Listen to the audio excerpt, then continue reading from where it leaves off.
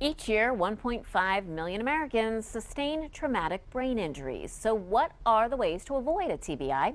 Dick Freeburn of Freeburn Hamilton is here with some answers. When we say traumatic brain injury, what do we really mean there? What is it? Amy, before we get started, okay, I just wanted to say, weren't Adam and Lydia just great kids? Yes, they and were. Isn't that They're wonderful terrific. that they are, their Safe Water Initiative, isn't that just great? It's terrific. They did the research, they know what they're walking for, and they're going to put an end to it. April 8th, There don't you forget, Freeburn and Hamilton has already pledged $250 to their cause. Fantastic. So I wanted to let you know that's 10 families. That's 10 families. Isn't that wonderful? It is wonderful. Yeah. Now, TBI, traumatic brain injury and injury. What do we have in common? Freeburn and Hamilton represents folks who are injured. Traumatic brain injuries are among the most serious types of injuries that we handle. And how do you know if you have an injury?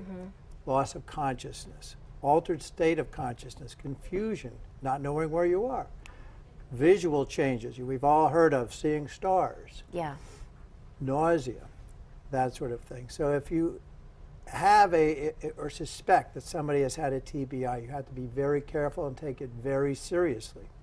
You have to watch that person and make sure if they have more serious symptoms that they seek emergency treatment as soon as possible. We were chatting before, and I said, I was going to ask you about misconceptions about traumatic brain injuries, and what you had told me was really surprising to me. Well, first of all, a traumatic brain injury does not require an actual blow to the head. And that was so surprising to me. Our skull, think about it, our skull is like our own body's helmet. And inside that is a 3-pound lump of soft tissue. And our skull is guarding that soft tissue, but when you have a jolt to the body or a whiplash type of an injury, the brain can bounce off or twist against the inside of the skull. So a lot of times you don't actually have an impact to the skull itself, just to the body, and that would cause the brain to strike against the inside of the skull. Another misconception is that an MRI will always detect them, and that's not true.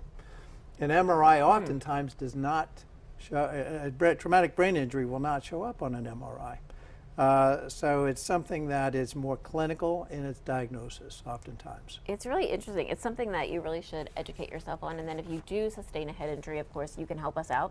We can give you a call, because again, personal injury. That's what we do.